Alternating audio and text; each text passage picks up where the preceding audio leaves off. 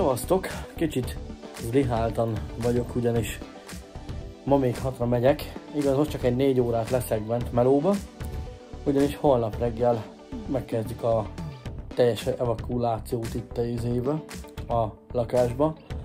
Igazából a lakással semmi probléma nincs oda át, haladtunk a takarítással, meg mindennel, ahogy állok a költözéssel most jelen pillanatban, a kis szoba és a ruhák pakolás alatt vannak, valamint azt tudnotok kell, hogy én nekem volt itt egy telekomos szolgáltatásom, azt már lemondtam, és mivel hova megyek, ott a Flip olcsóbb és 2 dekóder jár hozzá, így a Flipet kötöttem be, és már hétfőn az is be lesz kötve.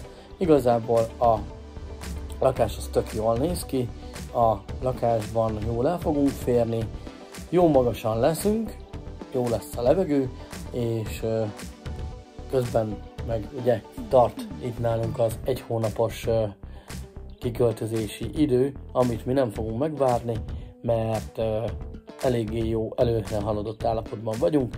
Folyamatosan csattog a mosógép, és úgy van, hogy mivel nem kell saját mosógépet vinnem, meg saját hűtőt vinnem, így édesanyámékhoz fog lekerülni a mosógép, meg a hűtő is, és utána fogunk jönni visszatakarítani, és átadni a lakást meg a kulcsot.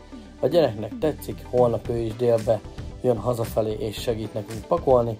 Igazából egy nagy táska cuccot már megint előkészítettem, a cuccaink azok a szekrényből már ki vannak, úgyhogy én nem szeretném, a lakás most felfordulás van, retek van a pakolásban, úgyhogy csak tudnatok kell róla, hogy folyik a költözés, és hamarosan jelentkezünk a másik lakásból, és tudnatok kell róla, hogy egyből rögtön egy nagy unboxingot fogok nektek csinálni, ugyanis van 2 csomagom, jön egy harmadik csomagom a Zihótól, és Rikári Ricsitől jön majd a következő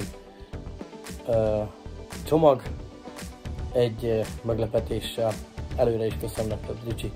Na, akkor egyelőre ennyit szerettem volna, hogy tudjatok róla, ez még valószínűleg majd most ki is fog menni, úgyhogy találkozunk a másik lakásból.